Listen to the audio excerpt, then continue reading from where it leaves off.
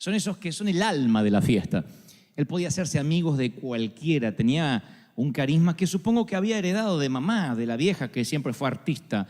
Y él creo que tenía ese alma de artista. Y tenía una simpatía, arrollador. Fue predicador, ¿saben? Y uno de los buenos, un gran pastor. Fue un predicador, un pastor, un hombre de Dios. Y un día su iglesia atravesó una crisis. Él no era el pastor principal, era uno de los pastores asistentes, técnicamente. Y el hombre falló, su pastor falló. Por alguna razón él no lo pudo superar. Por alguna razón se apartó del Señor y se fue de la iglesia.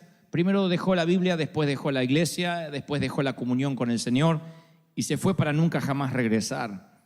Al poco tiempo nos enteramos que volvió a tomar, que volvió a beber y el alcohol hizo estragos. Empezó a adelgazar, empezó a estar triste, cada vez más gris. Las últimas veces que lo vi era la sombra de aquel Daniel a quien tanto yo quería parecerme cuando iba a ser grande. Y en el año 2013, 2 años atrás, promediando mayo, mi hermano mayor me llama y me da la noticia de que había tenido un infarto irreversible, obviamente un infarto masivo, y había partido, había fallecido en la ambulancia mientras que los paramédicos intentaban darle oxígeno, respiración.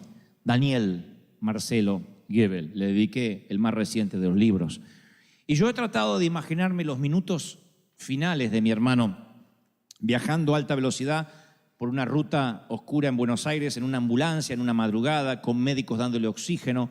Y me preguntaré por siempre, o no sé si por siempre, sino hasta que esté allí en la eternidad, me preguntaré si tuvo esos minutos que él alegaba que iba a tener. Porque toda la familia, el resto que seguimos siendo cristianos, le decíamos, Daniel, ¿qué tal si tienes un accidente? ¿Qué tal si pierdes la vida? Tú has predicado, no te tengo que contar el mensaje de salvación. Y él decía, no, yo sé la verdad y sé que estoy haciendo las cosas mal. Sé que estoy fuera de Dios, sé que mi vida no está correcta, pero estoy seguro que Dios me va a dar unos últimos minutos para arrepentirme. Y yo le decía, ¿y qué si no te da esos minutos? Ah, Dios me lo va a dar, tranquilo Dante. ¿Qué si no te lo da? Oh, Dios me lo va a dar. Así que se imaginan que lo primero que pensé es si tuvo esos minutos antes de morir. Me lo imaginé a Daniel con la última imagen que se llevaría de su paso fugaz por esta tierra, que era el techo de una ambulancia y unos cuantos desconocidos sobre él intentándole dar oxígeno. Y tal vez tu corazón no esté dando su último latido, pero sí hoy llegaste a este servicio con tus últimos ahorros, la última solución, la última pizca de café, el último crédito, la última oportunidad, el último análisis. Siempre llegamos a lo último de algo, la última onza de paciencia. Tenemos temor a que nos demanden, temor a terminar últimos, temor a perder los ahorros. Ese bulto en el pecho o en el antebrazo nos produce cierta preocupación. Ese lunar no nos gusta nada. Ese tipo que se mudó en la cuadra no nos da tranquilidad. Y entonces empezamos a tener miedo, empezamos a tener temor. Y decimos, ¿qué tal si se me agota lo último que tengo? Nos llenamos de ansiedad. El miedo te encierra en una prisión y no puedes salir nunca más. Eso es lo que logra el miedo. El miedo nunca logra otra cosa que meterte dentro de una prisión y no te permite salir, ni ser feliz, ni ser libre. Ahora imagínate un día, un solo día, solo un día sin temor, un día sin miedo, sin temor al fracaso, sin temor al rechazo, sin temor a la tragedia. Imagínate un día sin pensar que algo le pasará a tus hijos, que te faltará dinero, que no vas a comer mañana, que podrás pagar el mortgage. Un día sin temor alguno. Tú dices, wow, nunca lo había pensado así, creo que sería muy feliz. Y por eso el Señor preguntó, ¿por qué teméis? ¿Por qué tienes miedo? ¿Por qué tienen miedo? Lanza la pregunta a los muchachos que estaban mojados y empapados en medio de una tormenta. Preguntarle por qué tienen miedo en medio de una tormenta atroz es como que un nadador le pregunte a otro, ¿por qué estás mojado? Porque es lógico que tenga miedo. Se supone que estamos en una tormenta y se supone que tengamos miedo. Los hombres escuchan la pregunta y están muy serios. El crucero acaba de convertirse en una pesadilla aterradora Y así es como uno de ellos recuerda el viaje. Dice, luego el maestro Jesús subió a la barca y lo siguieron los discípulos. De repente se levantó en el lago una tormenta tan fuerte que las olas inundaban la barca. Mateo 8:23. Escuchen este detalle, no se lo pierdan, por favor. De repente, una gran tormenta se desató en el mar. No todas las tormentas vienen de repente. En la pradera los agricultores ven los cambios de nubes y dicen, me parece que va a llover. Los que saben de tormentas dicen, mi mamá decía, me está doliendo la cadera, va a llover. Nunca supe cómo se conectaba la cadera con el clima, pero no fallaba la vieja. Era un barómetro. Ella decía, me duele la cadera, va a llover. Nunca usamos servicio meteorológico. La gente venía a decirle, Nelly, ¿le duele la cadera? Sí, ¿para cuándo? Para mañana. Y se venía la tormenta. Sin embargo, dice el apóstol, no, que esta tormenta saltó como un león desde el césped, de golpe, agazapada. Y Pedro y Juan luchan, son pescadores. Y el oficio les hace hacer que traten de mantener la vela lo más abajo posible. Mateo es recaudador de impuestos. Mateo trabaja en el IRS. Sabe tanto de velas, barcos y tormentas como yo de japonés, mandarín e inglés. Así que Mateo, el único esfuerzo que hace es por no vomitar o vomitar lo menos posible. La Biblia no dice que haya vomitado. Y él hubiese preferido relatar la historia de la siguiente forma, decir, y Jesús subió a la barca y entonces un arco iris apareció y vieron una bandada de palomas en formación de cruz. Esa hubiese sido una historia poética del Señor. Sin embargo, dice, el Señor se sube a la barca y se levanta una tormenta tan fuerte que las olas inundaban la barca con el Señor arriba. Esto me enseña una lección, señores. Subirse a la barca con Cristo puede implicar que tengas que mojarte con Él. Y no aprender o no entender este principio o este concepto básico nos causará muchos dolores de cabeza. Yo provengo de una iglesia donde se nos enseñó que si tu vida empezaba a tener tormentas es porque te habías alejado del Señor. A saber, por ejemplo, entrabas a la iglesia, mi mamá entraba con el dolor de cadera, que lo único que hacía es hacer un bien a la comunidad porque estaba haciendo el servicio meteorológico para el barrio, y ella decía, me duele la cadera. El pastor decía, no está bien con el Señor. Algo debe estar haciendo mal, si no tendría por qué estar enferma. Y los seguidores de Jesús se enferman de malaria, entierran a sus hijos, luchan con adicciones, se enfrentan temores.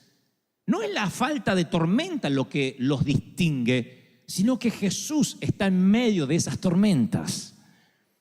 No es que no van a tener tormenta, porque cuando nos enteramos que un misionero fue ajusticiado, o que perdió uno de sus hijos, o que un cristiano tuvo un accidente, decimos, ay, ¿cómo Dios? Pero eso es lo que no entiendo de Dios, si servía al Señor.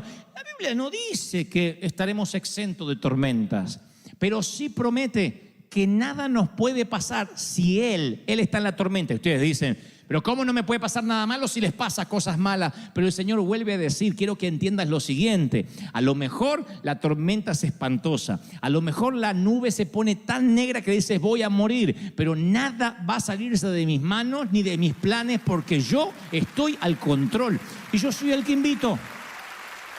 ¿Lo creen, sí o no? Ahora, dice Marcos agrega unos detalles muy curiosos. Dice, Jesús estaba en la popa, durmiendo sobre un cabezal. El cabezal no es un almohadón mullido, no es un cojincito. Es una bolsa de cuero llena de harina que se usa para estabilizar la barca, que lo suelen utilizar todavía los pescadores del Mediterráneo. Así que estaba con la cabeza durmiendo allí, y esa siesta preocupa a sus discípulos. Y le dicen, esto es lo que le dicen, Maestro, ¿no ves que perecemos? En otra versión dice, ¿no tienes cuidado de que nos morimos? Versión Dante habla hoy, ¿te importa un cuerno que nos vamos a ahogar? ¿No te importa? A mí me suena como esa reprimenda de algunas mujeres que dicen, ¿ves? Nunca cambias. Como si ellos tuviesen un background para decir eso. ¿Ves el mismo sucio? ¿Ves el mismo muerto de hambre? Es como que no te importa, como diciendo ya es la tercera, cuarta vez que te enganchamos que no te importa. No tienes cuidado. Eso es lo que hace el temor. El temor lo que hace es sacar nuestros colmillos, porque el temor corroe nuestra confianza en la bondad de Dios. Lo erosiona. Nos va drenando nuestra confianza en la bondad de Dios. Nos llenamos de miedo y perdemos el control. Y perder el control es lo que más miedo nos da cuando no tenemos el control de las cosas. Mamá, además de ser madre, esposa, hija y abuela, era controladora de la vida de todo el mundo.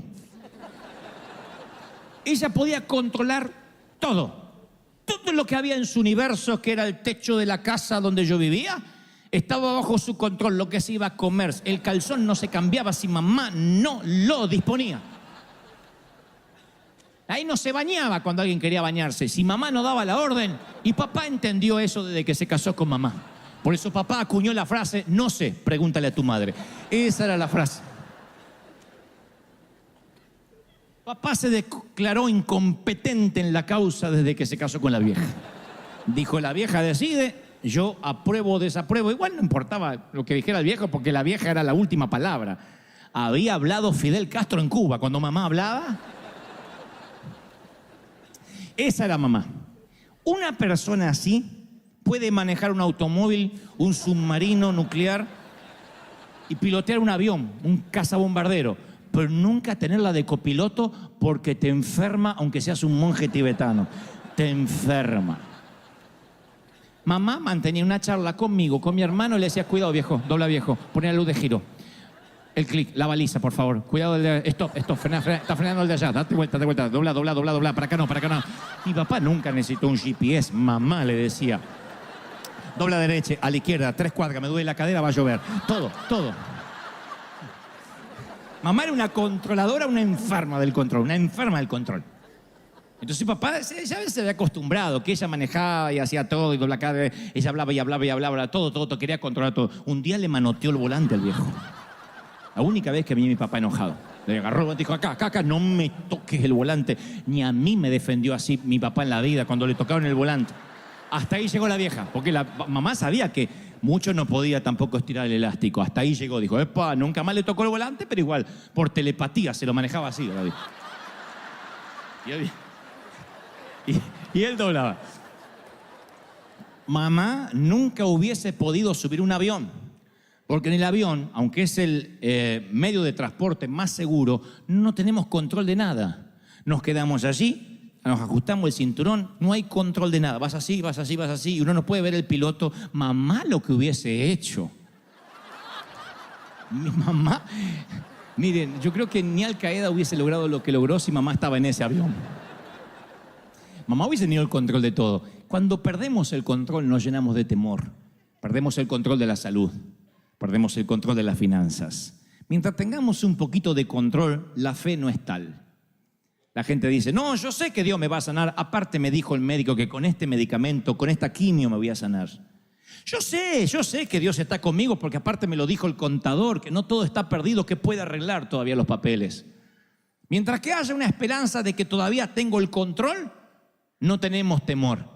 Pero llega un momento en que llega la carta del banco y te dice que estás fuera, que eres historia, 5 días para desalojar. O el diagnóstico, no podemos hacer nada. Vaya a casa y pase los últimos días con su familia. O el día que nos enteramos de que el amor se fumó. O el día que nos enteramos que finalmente lo que temíamos ocurrió. Y no hay esperanza. Y cuando se acaba nuestra esperanza de control, es allí cuando decimos como las hermanas de Lázaro, yo lo único que quería es que lo hicieras, que sanaras a mi hermano, pero no estuviste aquí. ¿No ves que mi hermano se murió? ¿No ves que perecemos? Y la fe de resurrección es la que abandonamos. Pensamos que el Señor, hasta Dios tiene un límite. Hasta Dios puede hacer milagros, pero bueno, no tan al límite. Y yo recuerdo de mi mamá todas las frases que ella tenía, una detrás de la otra, muchos clichés, muchas frases. Y Jesús le declaró la guerra al temor, al punto tal que él mencionó 125 oraciones en modo imperativo, de las cuales 80 tienen que ver con no temas, no tengas temor, no te inquietes. Y en toda la Biblia, desde Génesis hasta Apocalipsis, la palabra no temas figura, adivinen, 365 veces. Podría figurar 364 veces si estaría bien, o ¿qué tal 366? Pero solamente aparece no temas, y es la única frase que se repite 365 veces. Eso tiene que tener una explicación, y la primera que se me ocurre es la que se te está ocurriendo a ti también. Hay un no temas para cada día del año, desde el 1 de enero hasta el 31 de diciembre. No temas, no temas, no temas. Alguien necesita oírlo. No tengas miedo. No teman. Ustedes valen más que muchos pajaritos, le dice el Señor a un grupo de gente. No teman por lo que habréis de vestir o de comer. Menciona en otro mensaje. Y como si no tuviera otro tema, más adelante dice: no temas, cree solamente. Tened ánimo, soy yo, no temáis. Menciona caminando mientras que se parece un fantasma sobre el agua.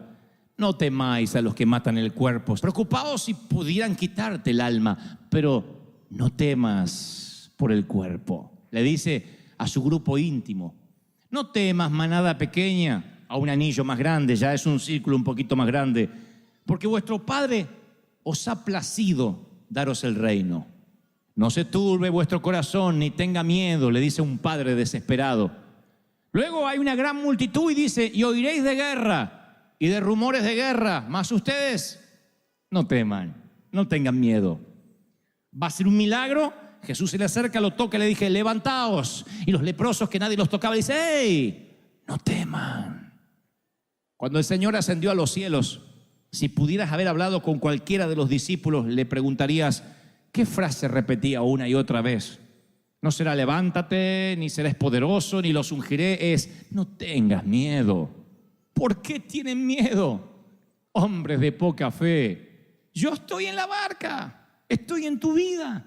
Me veas o no me veas. Y si cuando a la altura de los ojos me tratas de buscar y no estoy, búscame entre los cabezales, quizás esté echando una siesta. Si no estoy en estribor, estaré en la proa, a babor, en algún lado en el barco, pero no me bajo del barco si tú estás arriba. Y más, si yo te invité a navegar, yo no me bajo del barco. No tengas temor.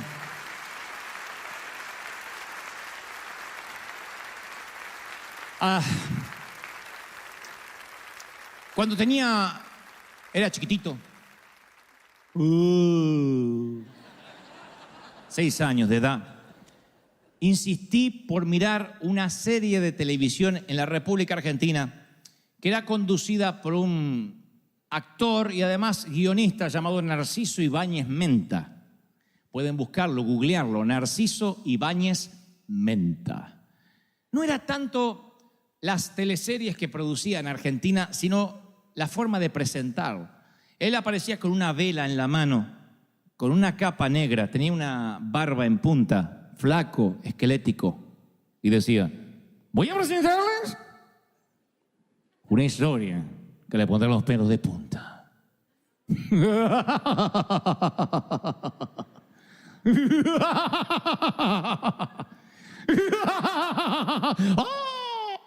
Yo me hacía encima, nunca fui estreñido de vientre por esa serie, por esa. Me orinaba en los pantalones. Lo que vamos a ver ahora es el regreso. Así hablaba, el regreso del monstruo. Hubo una remake de ese regreso del monstruo llamado El Pulpo Negro, que se trataba de un asesino serial que mataba gente, le dejaba como marca personal un pulpo negro encima del cadáver. Así que un día le dije: papá, ¿puedo ver el pulpo negro? Ni loco. Por favor, déjame ver el pulpo negro. Bueno, mírelo y ya está. Papá, eras muy fácil para convencer. Después de decir 2 o 3 veces, pregúntele a su madre, mamá estaba durmiendo, me dejó ver el pulpo negro. Desde ese día se me abrió un portal a un mundo desconocido, ¡Ay, qué pánico, qué miedo! Terminó el pulpo negro y toda mi casa estaba llena de pulpos negros. Pero eso no fue lo peor, sino la siguiente noche y la siguiente y las subsiguientes y las que vendrían. Porque yo en aquel entonces tomaba leche de noche, un vasito de leche. Y a veces me olvidaba de tomar la leche y tenía que ir hasta la sala, hasta la cocina, abrir la nevera para la leche. Pero yo estaba seguro que el pulpo negro habitaba entre la habitación y la nevera. Así que pasaba por la habitación de papá y decía, pa, quiero leche. Agarre de la nevera. No, está el pulpo negro. Mi papá se armaba de valor sobrehumano. Ese hombre me escoltaba a través del valle de sombra y de muerte. Y en pijama, Porque uno dice, si tengo que enfrentar a un delincuente me arreglo un poco. Él no, en pijama. En pijama iba así y sin miedo al pulpo negro. Abría la nevera, me servía el vasito de leche, esperaba que lo tomara y decía, a la habitación. Primero que me sorprendía de papá, ¿cómo podía dormir cuando había un pulpo en la casa? ¿No ves que morimos? ¿No te importa que nos hundimos? Oh, entendía a los discípulos. Dormía como un condenado mientras que el pulpo merodeaba a los niños de ese vecindario. Y lo segundo, cuando él se levantaba y me daba el vaso de leche, casi sin encender la luz de la nevera era el único testigo de lo que ocurría. Yo miraba a mi papá y decía, ¿de qué está hecho este hombre? ¡Qué valor sobrehumano! ¿Quién es este hombre que aún el pulpo negro le obedece y tomaba mi leche? Los discípulos le dijeron, Señor, ¿no ves que morimos? Y él se levanta, aquíétate, mar, y detiene los vientos.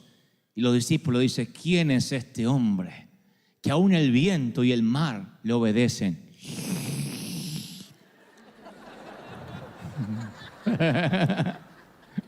¿Entendieron? El Señor ve tu tormenta, tu crisis, como mi papá, el pulpo negro. No tienes que tener temor. Él se levantó, reprendió los vientos y al mar y le dijo, aquíétense. Y ellos dijeron, wow, ¿de qué está hecho este hombre? Mis queridos, ese Dios que transformó una tormenta en una cálida tarde primaveral, estoy seguro que le dio una oportunidad a él, Daniel, a nuestro Daniel, a mi hermano. Yo estoy seguro que él lo último que vio fue el techo de la ambulancia. Pero lo próximo que vio inmediatamente fue el brazo del Señor rescatándolo.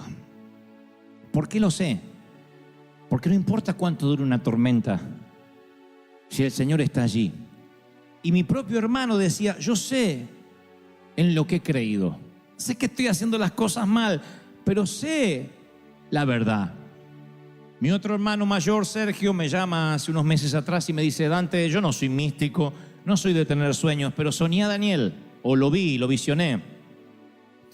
Dijo, entró por la puerta de casa y no estaba flaco como cuando murió. Estaba como cuando tenía 20 y tantos años, con esos dientes blancos todavía. Y estaba vestido de blanco al tono, con un sombrero de capitán, como quien se va a navegar en un plácido velero en el mar Caribe. Entró y me dijo, Sergio, dile a todos que llegué y los espero. Y luego se dio vuelta, dice, y vi su espalda grandota, porque yo siempre lo veía flaquito a lo último, y él estaba con su espalda así, derechito, como un capitán, derechito así, se fue. Daniel, tal como yo lo admiraba, como ese gigante que era cuando yo era chiquito. Y cuando me lo contó mi hermano, me conmoví hasta lo más profundo de mi ser, porque le pregunté, Sergio, ¿y se estaba riendo? Oh, sí, Daniel siempre se ríe. No en los últimos años. No, pero sí estaba riendo con ese humor de siempre. Me dijo, estoy bien, los estoy esperando. Por eso Estoy seguro que aunque Daniel vivió los últimos años en una tormenta, conociendo a Jesús, conociendo al capitán de los capitanes, estoy seguro que no se hundió. Estoy seguro que en el último minuto, ahí en la ambulancia, le dijo: ¿por qué tienes miedo, Daniel? No tengas temor. Y se fue a casa y me está esperando. Estoy seguro que eso ocurrió, y es mi oración que eso ocurra contigo. Que no te hundas, que no naufragues, aunque la tormenta se haya extendido por años, aunque la metástasis avance, aunque el cáncer esté allí, no te vas a hundir. Te doy mi palabra de honor, que en el último minuto el capitán se despierta y te dice: no tengas miedo. Daniel, no tengas miedo, no tengas temor. Lo que yo pagué con precio de sangre me salió tan caro que no me lo arrebata nadie de mi mano. No tengas miedo. La derrota no es cuando estamos noqueados. La derrota no es cuando estamos caídos, sino cuando nos rehusamos a levantarnos. Yo puedo dar consejería a personas que dicen: pastor, no puedo más, estoy derrotado. Y yo sé que con la ayuda del Espíritu Santo, con una consejería a tiempo, esa persona se va a levantar. Pero si la persona dice: ya me cansé de luchar, no quiero intentarlo más porque cada vez que lo intento fracaso, esa persona ya está noqueada. Esa persona va a quedar bajo los escombros por mucho tiempo, porque, insisto, la verdadera derrota no es caerse, sino rehusarse a levantar. Y no podemos vivir bajo escombros o no tener el valor para reedificar. Tú dices: pero estoy bajo escombros, pero tu vida no terminó. Dios le dice a Jeremías: porque yo sé los pensamientos que tengo acerca de ustedes, dice Dios. Tengo para ustedes planes y pensamientos de bien, de paz y no de mal, porque quiero darte un buen final. ¿Reciben esta palabra, sí o no? Quiero darte el mejor cierre hollywoodense de tu vida. Tus mejores días todavía no los has vivido. Tú dices: pero yo soy inmensamente feliz. Bueno, te felicito, pero Dios me dice que vas a ser más feliz todavía, porque tus días mejores están delante, no están atrás, ni siquiera están en el presente, están por delante. Ahora, ¿cómo nos armamos de valor para reconstruir? Porque cuesta reconstruir el valor, cuesta quitarnos el temor cuando hubo un derrumbe, un fracaso muy grande. Y cuando tu vida está en ruinas, cuando en esas ruinas perdiste tus relaciones, el respeto, perdiste las posesiones, todo se desmorona y se cae, la Biblia dice que el pueblo de Dios va a encontrar valor para volver a subir, a reconstruir, para volver a ponerse en pie. Proverbios 24:16 dice: porque 7 veces cae el justo y se vuelve a levantar. ¿Reciben esto, sí o no? Y la Biblia está llena de ejemplos así, por ejemplo, de Job, que perdió las propiedades, que perdió la familia. Moisés, que fue desheredado por el faraón y su nombre raído de la historia egipcia. Pablo, que fue acusado de ser un asesino en serie. José, traicionado por sus hermanos y vendido como esclavo. Sin embargo, estos y otros muchos ejemplos, dice la Biblia, que volvieron a reinventarse. Desde la ceniza, desde lo que estaba muerto, Dios se glorificó. ¿Están recibiendo esta palabra, sí o no? Aunque caiga, no se olviden este versículo: aunque caiga 7 veces, el justo se va a levantar una y otra vez. Y yo quiero compartirte esta mañana por lo menos 5 principios que el Espíritu Santo me daba ayer por la tarde. 5 principios para reconstruirte desde las ruinas. Esta palabra va para alguien que dice: pastor, en un área de mi vida yo tengo ruinas, no en todas, pero tengo ruinas en mi matrimonio, tengo ruinas en mis finanzas, tengo ruinas en mi ministerio, tengo ruinas, no sé, en la compañía, tengo ruinas en relación con mis padres, tengo ruinas a nivel personal, a nivel sexual, a nivel íntimo.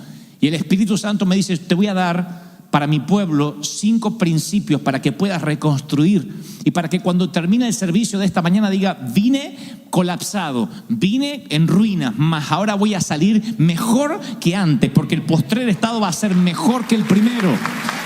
¿Lo creen, sí o no? Va a ser mejor. 5.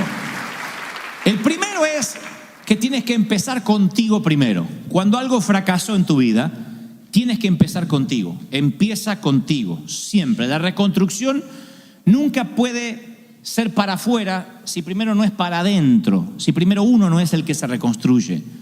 Lo que trato de decir es que la meta de construir aquello que se derrumbó es un asunto del corazón para con Dios. La Biblia dice en Proverbios: cuando los caminos del hombre son agradables a Jehová, aún a sus enemigos les hace estar en paz con él. Proverbios 16, 7. Entonces el clamor de tu corazón debe ser complacer a Dios para que hasta tus enemigos te dejen en paz. Pero Él comienza, Dios, a reconstruirte primero a ti como persona antes que la situación.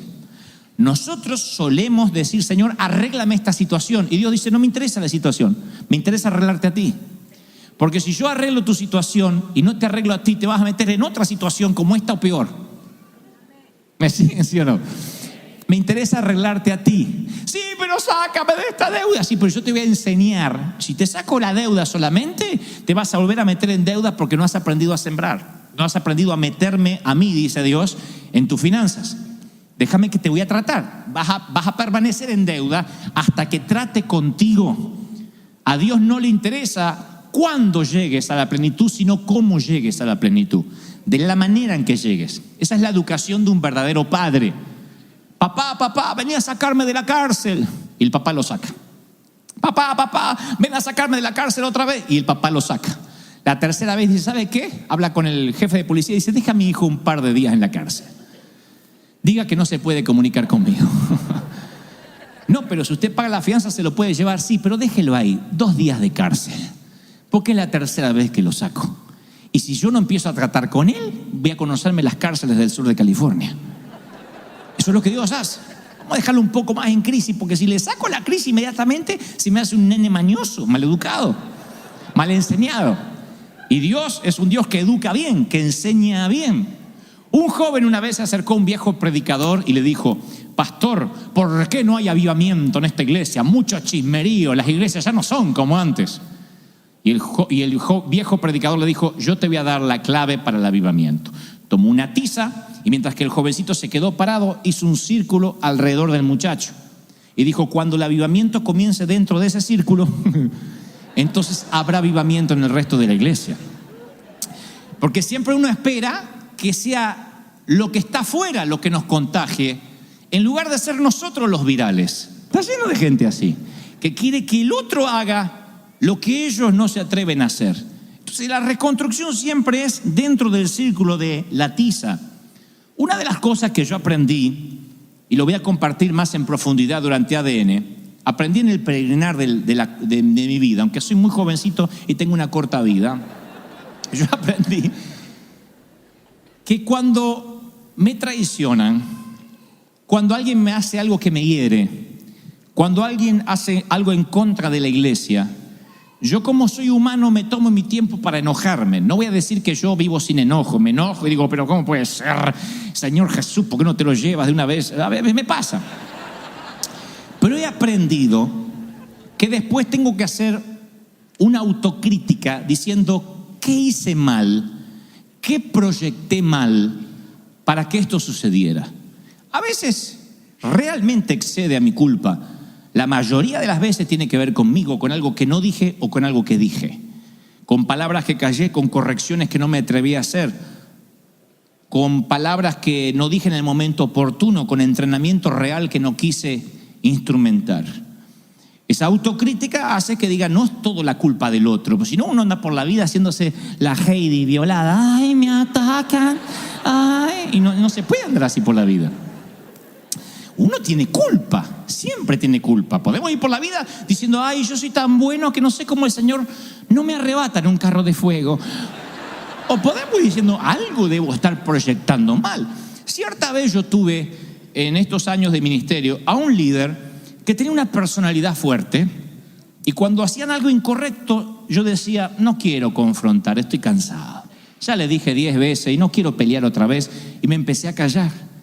Y entonces, al callarme, ese líder empezó a tomar un lugar que no le correspondía. Esa persona empezó a su carácter malo empezó a crecer más de lo que debiera, hasta que un día fue un gran problema. Y lo que pudo haberme costado una corrección a tiempo, ahora me costó dinero, tiempo, noches sin dormir, energía, me drenó la unción, no pude predicar como debiera. Y Dios me dice, ¿sabes de quién es la culpa? No de aquel que tiene mal carácter, sino de que no supiste enseñar, no supiste decir las cosas a tiempo. Cuando hay un hijo que hace las cosas mal, generalmente el hijo puede ser que tenga genes equivocados, que el entorno del colegio, la soledad, le haya ocasionado su carácter. Pero por lo general, en un gran porcentaje los padres tenemos mucho que ver. No podemos decir, y me salió torcido. A las viejas decían eso. Ay, uno me salió torcido. ¿Cómo que le salió torcido? Que yo sepa, salieron por el mismo lugar y todos derechitos. Así que uno tiene que decir, a ver, ¿en qué me equivoqué? Eso es literalmente decir, la reconstrucción tiene que empezar por mí. ¿Qué estoy haciendo mal? Y después gente va a ver de la buena y de la otra. Pero el reconocer los errores nos hace más fuerte como líderes. Yo siempre digo que a una persona que reconoce sus errores, yo lo sigo hasta la puerta del infierno. Pero aquel que dice, no, yo nunca me equivoco, o intenta justificar sus equivocaciones, pierde nuestro respeto. Aquel que dice, mire, me equivoqué, ¿qué va a hacer? Pensé que era así, pero interpreté mal la voz de Dios. Creí escuchar, y de corazón que cuando lo dije, yo creía que era lo correcto, pero me equivoqué. Uno seguiría a una persona así hasta cualquier parte. Pero alguien que necio trata de dibujar aquello que no es, uno dice, entonces si mienten esto, ¿en qué más estará mintiendo también? ¿Soy claro en lo que digo, sí o no? Entonces la reconstrucción tiene que empezar con uno. Está bien, se me derrumbó el matrimonio, se me derrumbó la compañía, se me derrumbó el ministerio. ¿Qué hice mal? Para aprender, para capitalizar aquello que pasé y que no quiero volver a pasar. Segundo, oriéntate por la obediencia, no por los resultados. Porque el segundo paso para salir de los escombros es asegurarnos que el dial de nuestros corazones esté fijo en la obediencia y no en los resultados. Esto siempre es así. Señor, ¿qué quieres que yo haga? Esa es la única pregunta. ¿Qué quieres que yo haga? Señor, ¿qué quieres que yo haga? Y si Dios te dice, quiero que te muevas y te vayas allá, ahí te vas construyendo un ladrillo a la vez, aunque no entiendas por qué. Pocas veces, la mayoría de las veces, rara vez, un soldado entiende la cosmovisión de una guerra, entiende la cosmovisión de una planificación militar. Si el presidente de la República se transforma en el comandante en jefe de las Fuerzas Armadas, que es tomar autoridad total sobre las fuerzas bélicas porque el país entra en guerra, lo más probable es que dé órdenes con sus generales que el soldado que está en la línea de batalla no entienda. Él solo tiene que vigilar que no haya enemigos allí, a donde fue apostado. Lo más probable es que no entienda por qué él está ahí. Pero si hay que explicarle a cada soldado toda la estrategia militar, nunca iríamos a la guerra. Entonces Dios le hablaba a Moisés, Moisés transmitía al pueblo, es por aquí, y el pueblo lo seguía, aun cuando daban vueltas por el desierto, aun cuando la razón no le asistía. Sin embargo, uno se mueve por obediencia, no por resultados. ¿Qué es la obediencia? Yo sé que Dios me trajo hasta aquí. Y no entiendo por qué, pero algún día lo voy a comprender. Si no es aquí, en el cielo. Lo tercero es, ten en claro dónde estás antes de construir. Yo me suelo perder mucho en los malls. Bueno, me pierdo siempre en todos lados, pero porque tengo siempre la cabeza trabajando tanto que a mí el GPS me resolvió la vida. Entonces, para ir al mercado que está a 3 cuadras de casa, pongo el GPS para no pensar 3 cuadras. Pero cuando estoy en los malls y en los shopping me pierdo como un niño. Siempre me desubico. Es más, vengo caminando así, salgo a una tienda y voy para el lado donde venía y digo, esto ya lo vi, pero yo me puedo perder. Lo que me salva a mí son unos planos que hay siempre en alguna parte y dice, usted está aquí.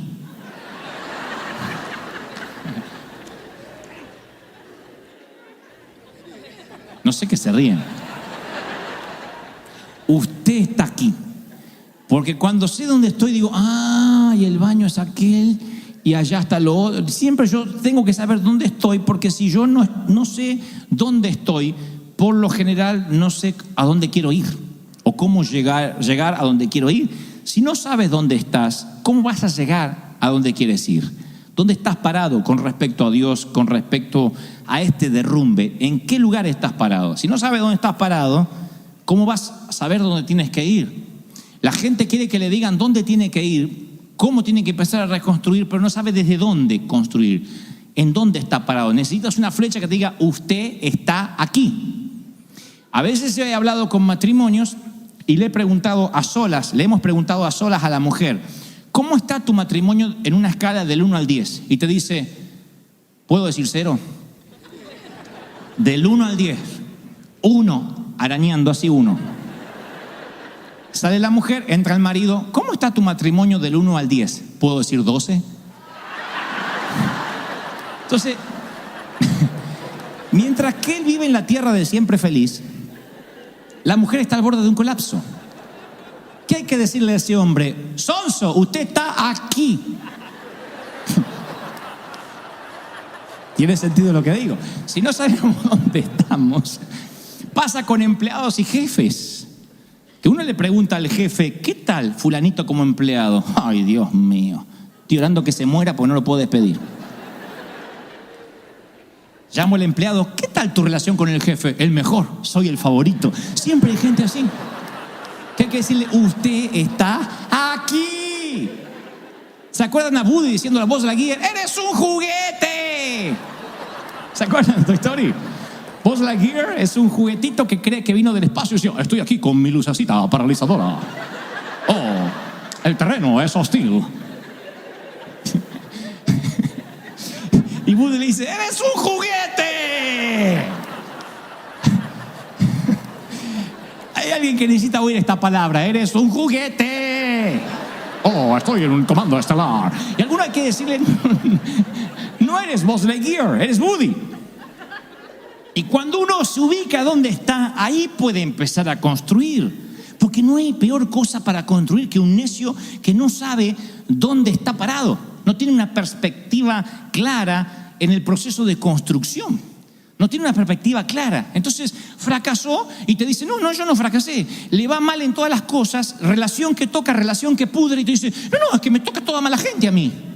Me tocan todos los malos. Yo he conocido mujeres que van por el 14º matrimonio. Y te dicen, me tocaron 14 sinvergüenza. ¿No será que los eliges? ¡Eres un juguete! Cuarto, una vez que sabes dónde estás, toma la decisión de construir.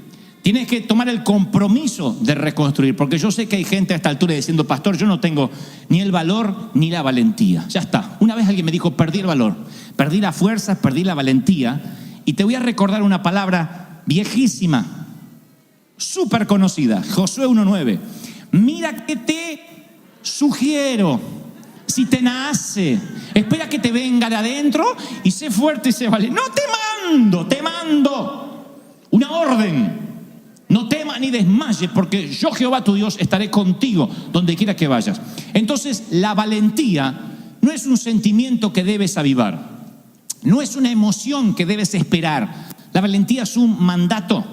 Es la acción que tomas, que se te ha ordenado hacerlo, aunque las rodillas te estén tiritando. Aunque te mueras de miedo. Valentía no es ausencia de temor. Valentía es moverse hacia adelante a pesar del temor. ¿Por qué? Porque Dios te dice, te mando. Si esperas el sentimiento de valentía, nunca va a llegar. Es como el que dice, yo vengo a adorar a Dios y canto cuando estoy contento. Y vas a cantar poco, te digo, ¿eh? Porque si yo saliera a ministrar cada vez que estoy contento, yo saldría muy poquito. Hay momentos que estoy preocupado, que estamos tristes, que estamos diciendo cómo vamos a hacer para afrontar y cómo vamos a hacer. Y hay que salir y Dios me manda a la orden de las emociones que yo alabe, que yo celebre, que extienda